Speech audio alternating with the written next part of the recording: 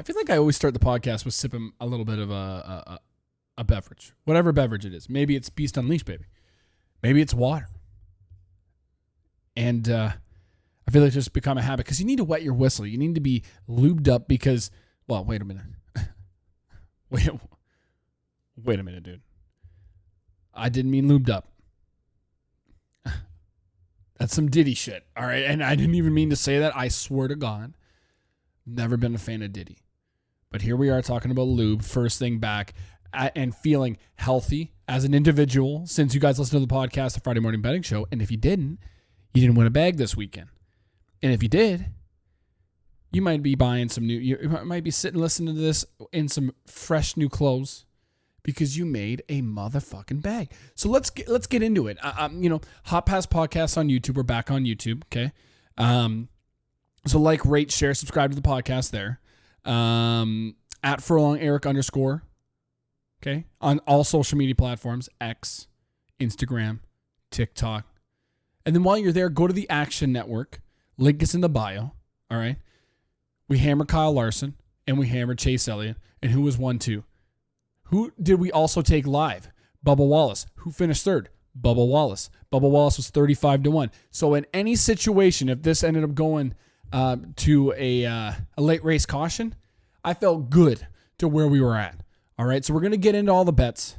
Follow the Action Network. Follow me at Furlong Eric _ on all social media. Hot Pass Podcast on YouTube. And let's dive right into it, okay? I'm feeling healthy as an individual. Last week, we were sicker than a dog. I worked Tuesday, and then I was off the rest of the week. I don't know, was it in the water in Watkins Glen? I don't know what kind of mouth breathers were breathing on me. You know, there's a lot of mouth breathers all around these monster girls, okay? And then I was hanging around the monster girls. Hey, I got a lady. So not messing around with the monster girls. They were very nice girls.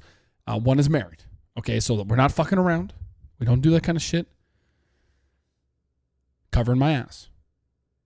In case you guys are sharing and creeping and sending this to my lady. But like there was a lot of mouth breathers. And so I was sicker than a dog. And then when we're slowly starting to feel better, we also cash a motherfucking bag, baby. So we'll get into it. Let me just take a little sip. I'm feeling good, man. I mean, it is nice to be back on YouTube. Okay, we're wearing the Bubba Wallace fit. We're supporting 2311 on the head, and it's because we're going to Kansas. Bubba Wallace, shouts out Bubba, getting that top 3 finish. Who the fuck saw that coming? Guy had a fast car in practice. I mean, but did not see that, and I mean, you couldn't pass. So once everybody started having the exact same tire fall off, if you were just aggressive like Chase Elliott and Bubba Wallace were, you kept your position. Okay? So, yeah. So, because we're going to Kansas this weekend, that's where Denny Hamlin and the rest of 2311 has absolutely dominated in the Gen 7 car. So, we had to show some love. I feel like we might get a new winner. We're most likely we're going to get a new winner in Kansas this weekend. But one motherfucker you got to be betting on is Bubba Wallace. This motherfucker is not points racing. He's just going for wins. And after that Bristol top 3, you guys better be watching out. All you Bubba haters are about to feel the wrath of Bubba. Okay, and maybe you guys are going to be coming after me next Tuesday when the podcast comes out and be like, Bubba crashed again. And I go, I don't care. Because what did he do at the Bristol night race? None of y'all saw that coming. And you don't hear the birds a-chirping this week, do you? So continue. So anyways, Thursday night, we're going to have Chris Wormy on. I just want to touch on this before I forget it at the end of the podcast. Friday Morning Betting Show, we're going to have Chris Wormy on. Him and I were all over Kyle Larson. We were holding each other's hands across from Canada. I'm in Ontario. He's in British Columbia. And we were holding hands. He's an honorary Canadian, not true Canadian. And this motherfucker is going to come on the podcast, and we're going to break down Kansas. You hear that? That's not me beating my meat. That's me punching my hand because you didn't go to YouTube and didn't see me fucking get heated and pumped about having Chris Wormy on in the playoffs, baby. And we're tight like this. Go to YouTube. You'll see what I'm doing. Tight like this. Okay? Tight like... I was going to say some shit about Diddy. Tight like almost, but not in a homosexual way, like Diddy and Meek Mill. How about that? Don't tell him I said that. We're not tight like that. That's gay. Okay, that's gay. There's nothing wrong with being gay. Wait a minute. All right, we've gone too far. Let's get back on track. I'm sorry, Chris. If you don't want to come on the podcast anymore, I totally understand. But I'm comfortable with myself. I'm comfortable with my sexuality, and I don't know where I'm going with this. This is a little gay. I apologize to all the listeners that are very, Donald Trump supporters and very Christian. Let's get back to the regular scheduled program. But I'm actually really excited to have Chris Wormy on. It's going to be a hell of a lot of fun, and hopefully we can keep the good times rolling because we're the back-to-back weeks, baby. Watkins Glen, Bristol, and murdering. So let's go to the truck race. I mean, it was a weird schedule, obviously, having Thursday, Friday, Saturday. We had to get the Friday morning betting show out for Thursday morning for you guys. And, I called out Lane Riggs, baby. I have to say, next year, I feel like when lines open and stuff, you're going to have to take a Lane Riggs championship bet. Now, I think he's going to be, it's going to be short track stuff for the most part. He's just got to work on those mile and a half. But, hey, man, it seemed like his right arm, where he popped out his shoulder, is still killing him. And all those laps must have obviously hurt him because you could see it when he's high-fiving people. He's only using his left hand. It's got to be killing him. And for him to go through that pain and get that win, you cannot tell me that Lane Riggs does not have that dog in him. He has that dog in him. You got that Southern pride. Wait a minute. Not like that. He's got the Southern pride accent. Okay. And to fight through that pain is unbelievable. I can't say anymore. Nick Sanchez getting that top 5 near the end of the fucking race. Shouts out to Nick Sanchez. And then we talked about it on the NASCAR betting preview show, Xfinity show. About Nick Sanchez getting in that ride of the 48 Big Machine. And what did I say? I said he's going to have a good solid day. And that's exactly what he did. And he's in the next round. Corey Heim did Corey Heim things, and Christian Eckes did Christian Eckes things. Ty Majeski was absolute dog poop, like we have seen all year. And all of a sudden he wins back-to-back races and everybody's sucking his cock. Buddy, what did I say? I always say about Ty Majeski, you look at his runs at a certain track, he will disappoint you every fucking time. He does not finish well at Bristol. And what does he do? Makes it okay. And this is what you guys also need to think about for next week. His crew chief is ejected. Maybe this weekend, but at least for Bristol. Don't quote me on that. But then he loses his pit selection this coming weekend for Kansas. That motherfucking team is all about cheating. They knew what they were doing. They made an illegal adjustment after qualifying and practicing qualifying. And this is what this team does. When they're way off, we're gonna bite the bullet. We're gonna make the adjustment and try and get points. And I cannot fucking stand that. They're like, you know what? Let's hope to God that nothing happens. We're going to get whatever points we can this week so that we continue to move on. And we're going to hope to God that when we go to Kansas, nothing happens. We've got enough points from Bristol. I cannot stand this team. They continuously cheat their way through life. And if anybody is going to continue to support Ty Majeski and that dog shit 98 team, and to be honest, the fact that Matt Crafton is consistently running better than Ben fucking Rhodes. And yeah, Ben made the playoffs, but and Matt Crafton didn't, but Ben has been absolutely irrelevant. This whole team has been bad. Matt Crafton obviously shows up well, always at Bristol, but motherfucker, dude, this whole team of ThorSport has been so bad this year. And I've been talking about it all year. What the fuck is going on with Ben Rhodes? What the hell is going on there? Dude. We're not going to bring up Connor Zilic in the race. I didn't expect him to do anything well, and Nick Sanchez tournament is not good, but we're going to go back to Ben Rhodes here. I think Ben Rhodes is also taking on Ryan Blaney's championship hangover because Ryan Blaney did not have a championship hangover that we always, everybody expects from winning a championship. good God, it's horrible, dude. It is just, it's hard to watch. I mean, but I have said this, though. Even last year, Ben Rhodes was fucking irrelevant. Yeah, okay, he showed up at the Coke 600 weekend in Charlotte, Charlotte Motor Speedway, and won the race. Whoop-de-doo. The rest of the time was not good. Not good at all. And he should have been dead last out of the 4 playoff drivers that were in the championship race at Phoenix. That's how bad he was running.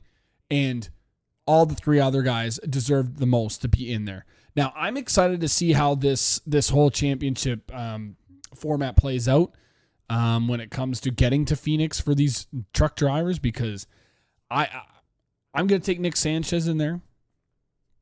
And honestly, I don't have any truck play championship bets because it's going to be Corey Heim or Christian Eckes. We know this.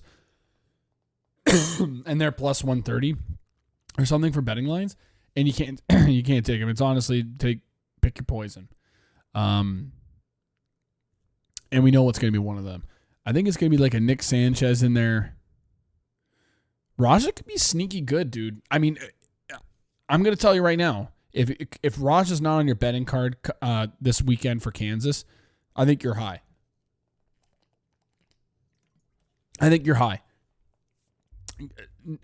Raja is good on 1.5 miles. He won his first race at Vegas this year, and I think he's going to race really well.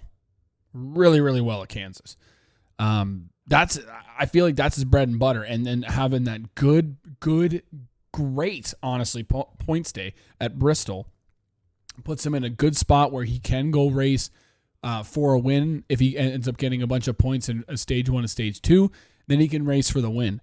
And I think that'll, if he gets a bunch of points in stage 1 and stage 2, and races where he belongs in the top 5 on these 1.5 miles, I think he's going to be a play, man. They don't go to Talladega, so there's no worries there. Or no, they do. They do go to Talladega. My bad. Oh, fuck. I forgot about that. It's Xfinity that's not going to Talladega. It's the trucks that do. We had Brett Moffitt last year. Shouts out Brett Moffitt for getting that dub. So that's one race he has to watch out for. But other than that, I think Raja could be a sleeper pick to get to the championship for it. Do I think he's going to win? No. But I think next year when it comes to Raja Caruth, Nick Sanchez moving up, Corey Heim staying down there, obviously, but Christian Eckes moving up. You're going to have some serious players. I think Daniel Dye will be a factor next year. Whoever comes up, I don't know who else is coming up. I mean, Connor Zilic is going to be in the Xfinity Series, so he's completely skipping it. I think there's going to be a lot of opportunities for guys like Raja, Daniel Dye. Grant Enfinger could get back on track. Because I'm not really keen on Grant either, but I mean, there's a lot of good names that are going to race really well in the playoffs next week at Kansas, or this coming week at Kansas, and I think you guys need to start opening up your eyes to some of these low-key drivers.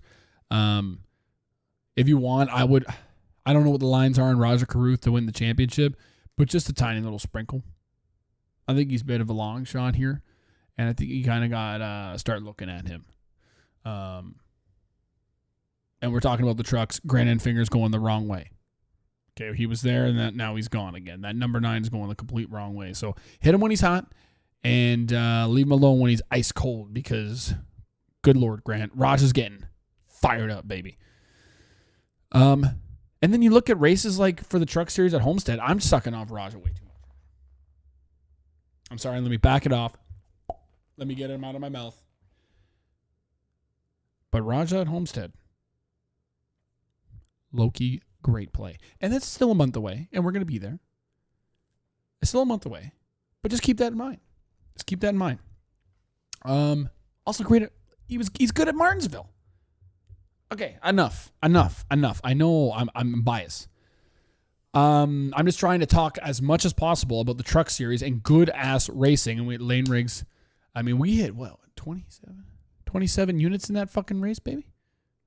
Give yourself an applause if you listen to the Hot Pass Podcast Friday morning betting show.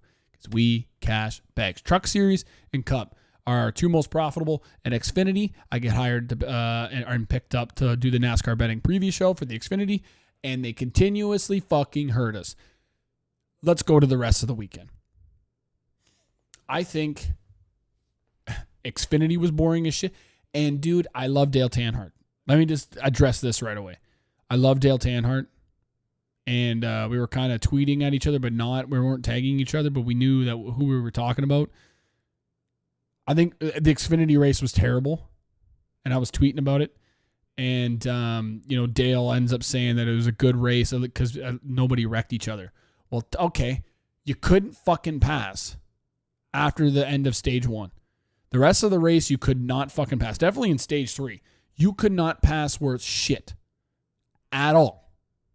Riley Herbst comes down and tries to get tires and be able to maybe make a move to be able to get inside the top 5, get a good points day, or whatever he was trying to do, and maybe battle for the lead. And he gets trapped outside the top 10 for his first ever time running outside the top 10 at Bristol with a fast car. And everybody's running the same lap times. Nobody can get past each other. It was like watching the Cup Series. And that's why for Sunday, I knew what we were getting.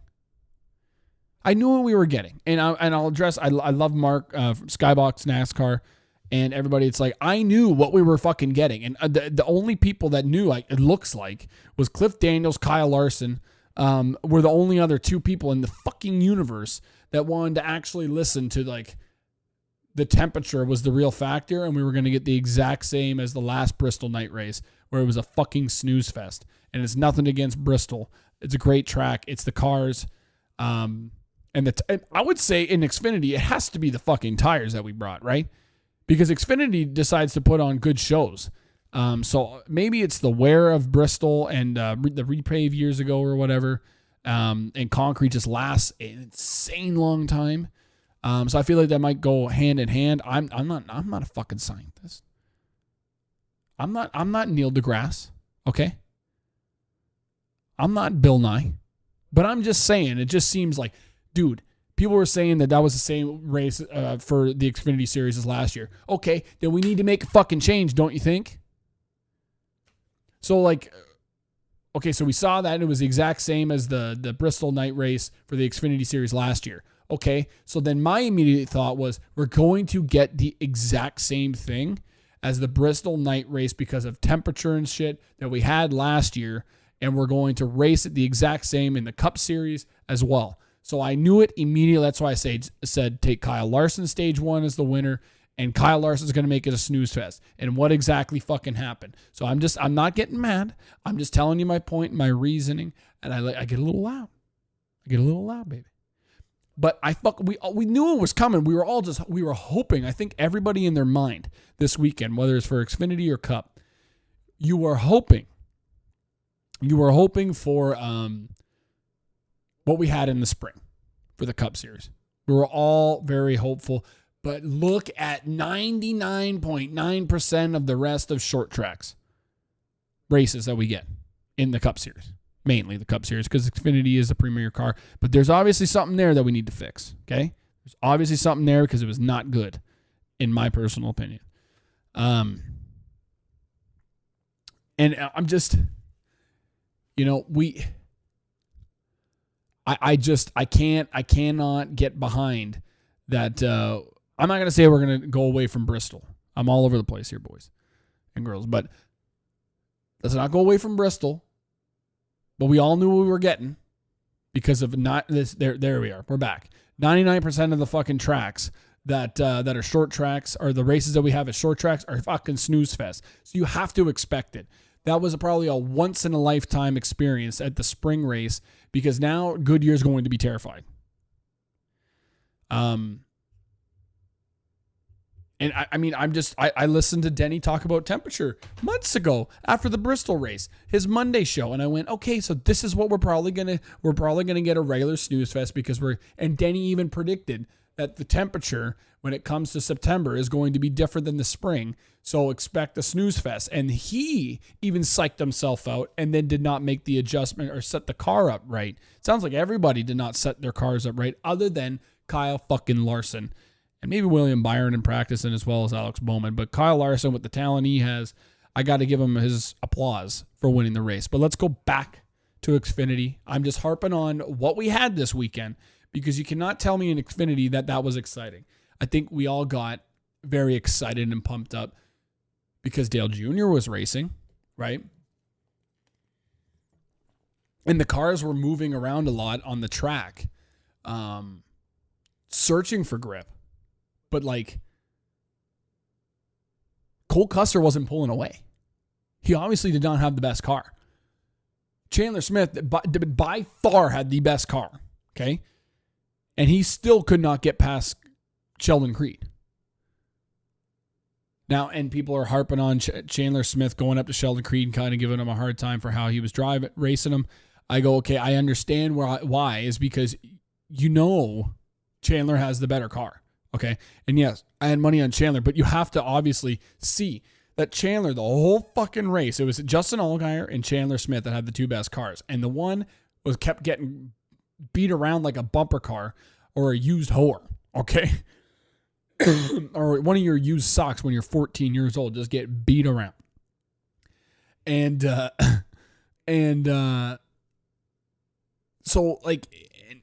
Chandler Smith was the other best car. And then to give Toyota the shot at fucking winning, I'm not saying Sheldon needs points. And this is good for our championship bets, okay? I think Sheldon or Chandler is going to win at fucking Phoenix. Those cars, I mean, Chandler just has to be able to get through all the fucking chaos because he's not been consistent anywhere else other than short tracks. But those are two guys you need on your cards. So obviously Sheldon needs points wherever he can get them. 1 point means a lot to him. And I'm not saying move out of the way. But for Toyota's sake, maybe. But I'm also contradicting myself on the Chevy stuff with like Parker Retzlaff and Kyle Busch. So, congrats to Cole Custer.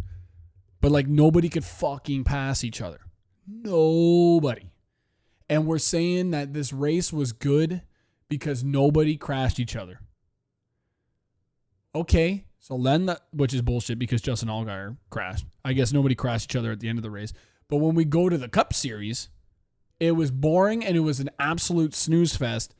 And everybody, it was the exact same as the fucking Xfinity race where people were running around trying to search for grip on the track but could not fucking pass each other. And then we're all crying and bitching and complaining about how bad that race was. Okay, I don't understand NASCAR fans anymore. I do not understand NASCAR fans at all anymore. Hypocrites. It was the exact same fucking racing. But we were sucking off the Dale Jr. vibes. And I love Dale Jr. And I couldn't bet on him. I couldn't get money down on him because it didn't see, like, the lines were horrible. Everybody was eating up the Dale Jr. And so that's how I know, okay? When the betting markets are opening Dale Jr. back up after qualifying out at, like, in the teens and didn't show, like, a vast amount of speed. I didn't think he was that good. He was 6-1. So that means you guys are all betting the shit out of him. We're all sucking it and loving it, and we're just having a good time on the Dale Jr. train. That I think we're all going to have a little bit of bias towards this race was good when you have Dale Jr. in the race. If you took that out, my God, I was hanging out with two people that do not watch NASCAR ever. And they were like, their quotes were, all race, why can they not pass? Fucking boom, dude. Boom. One thing that I always tell my dad and anybody that wants to watch NASCAR, I said, okay, wait till next week or wait till this race specifically because it's going to be a good race. Like, for example, Kansas this coming weekend. I told them do not watch the Saturday race at Bristol. It's going to be boring. And what did I fucking say?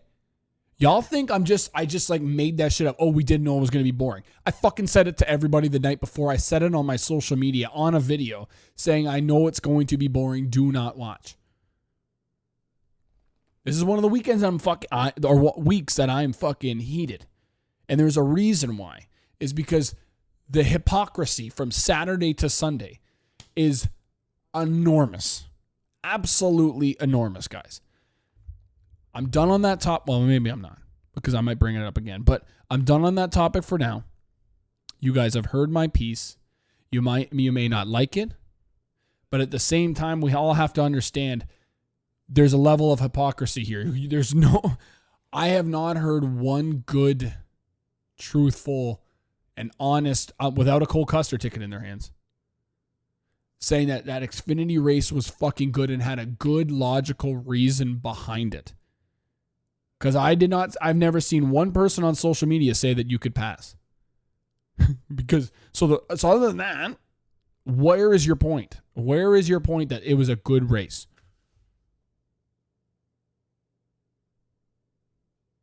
Oh, I thought I'd wait for a response, but I'm not getting one. So it's also because it's just me in the room. But anyways, let's move over to the Cup Series. Kyle Larson makes it a snooze fest. We hit him 7-1 before, early on in the week on FanDuel. And shouts out to FanDuel, man. We talk a lot of shit about FanDuel out here. But those outright markets, they have been absolutely fantastic. Recently, we had Chase Elliott 18-1. I think he was at like 20-1 after practice and qualifying, which was kind of crazy. And then William Byron 21-1. He opens back up at like 12 or 14-1. I mean, I felt good after that. I think I kind of covered it all. I mean, we got to do something drastic. We got to take that tire, the option tire. We got to start bringing it to tracks. Just make that option tire, that really soft tire, and bring it to every short track. We need to, man.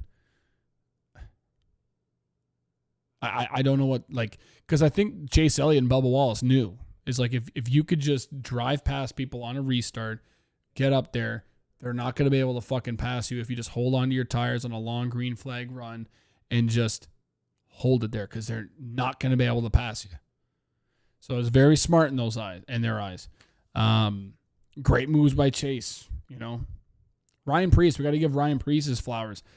If you had another 10 laps, he was probably going to catch Ryan Blaney. He was going to be top forward at 60-1. And that was one guy I took before practice and qualifying, after practice and qualifying, just before the race for top forward. I think it took him early that morning.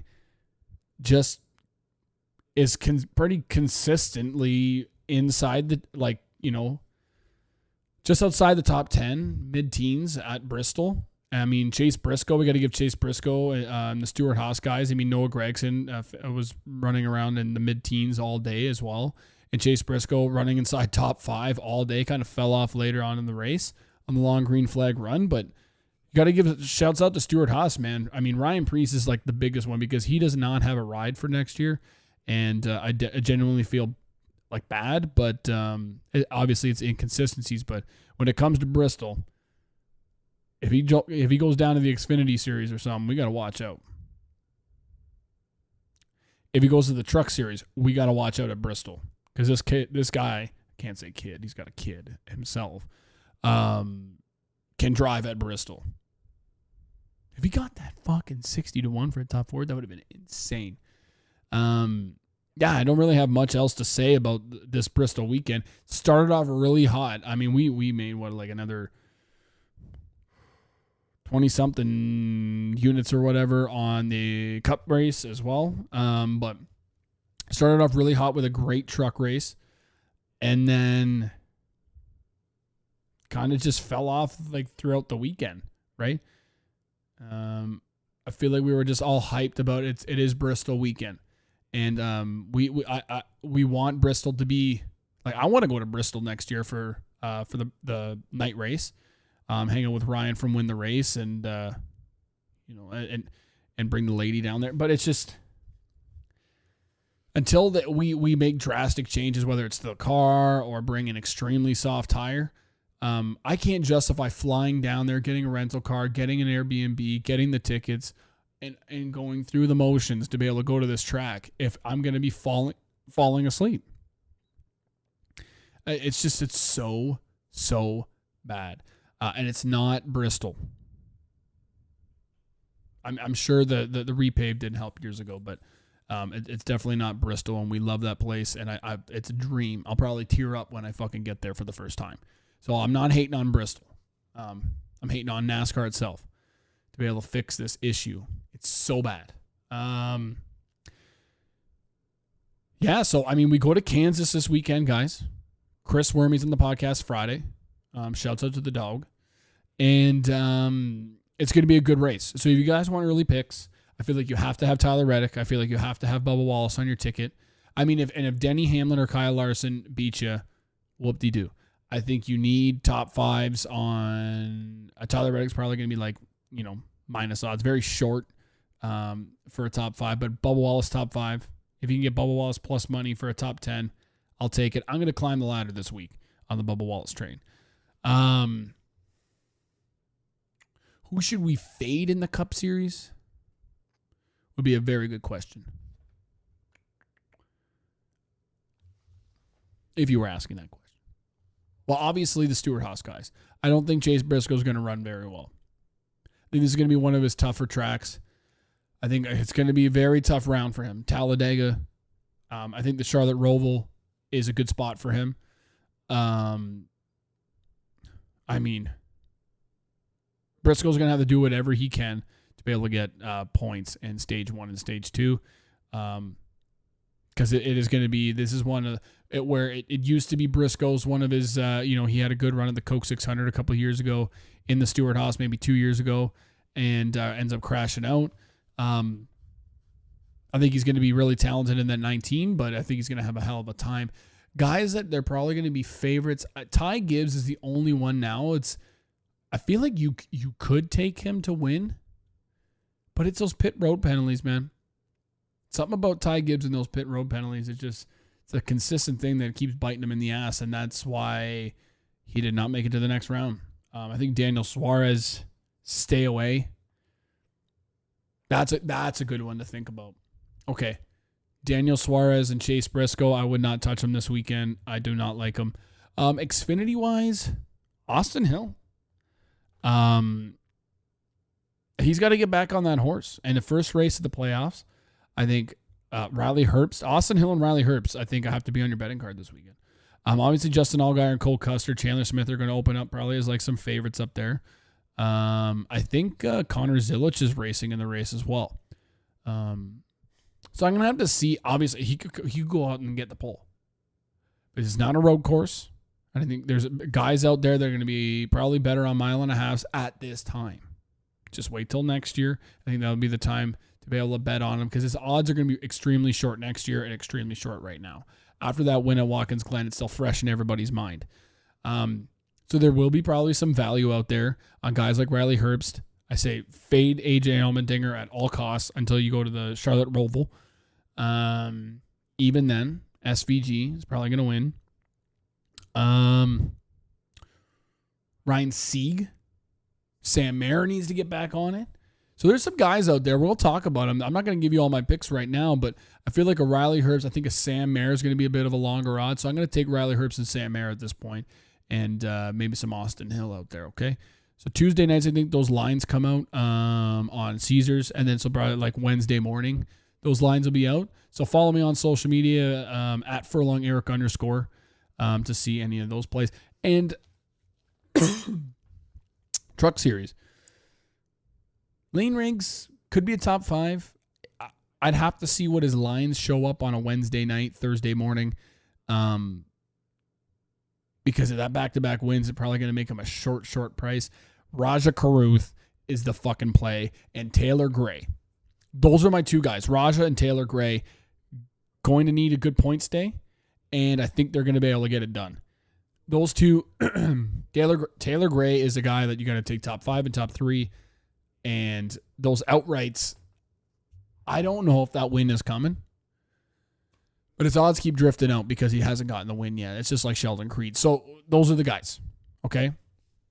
Hot Pass Podcast on YouTube. We're back on YouTube. It'll probably be up early Tuesday morning.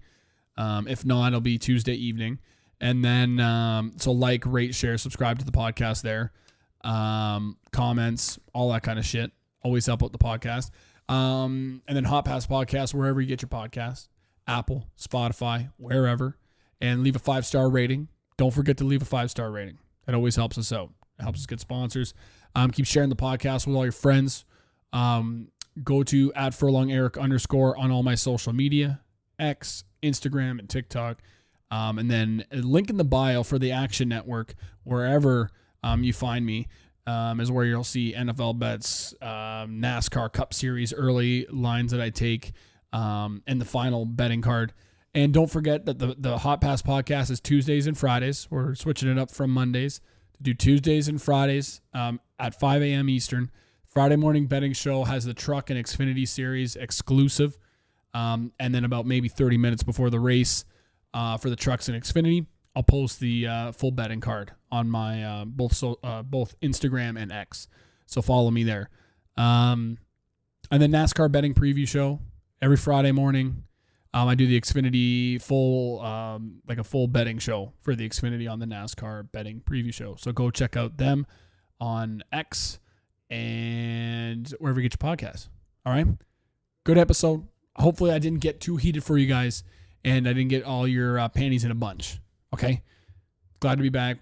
Glad to be able to talk properly and get the episode out on time and have a lively one for you. All right. Hopefully you guys enjoyed. Listen to the Friday morning betting show this week with Chris Wormy. And let's go make a bag of Kansas. And let's just move on from Bristol. Leave it in the dust. All right. We'll talk to you guys later. See you Friday. Chris Wormy and I. Let's fucking go. See ya. Enjoy your week. Peace.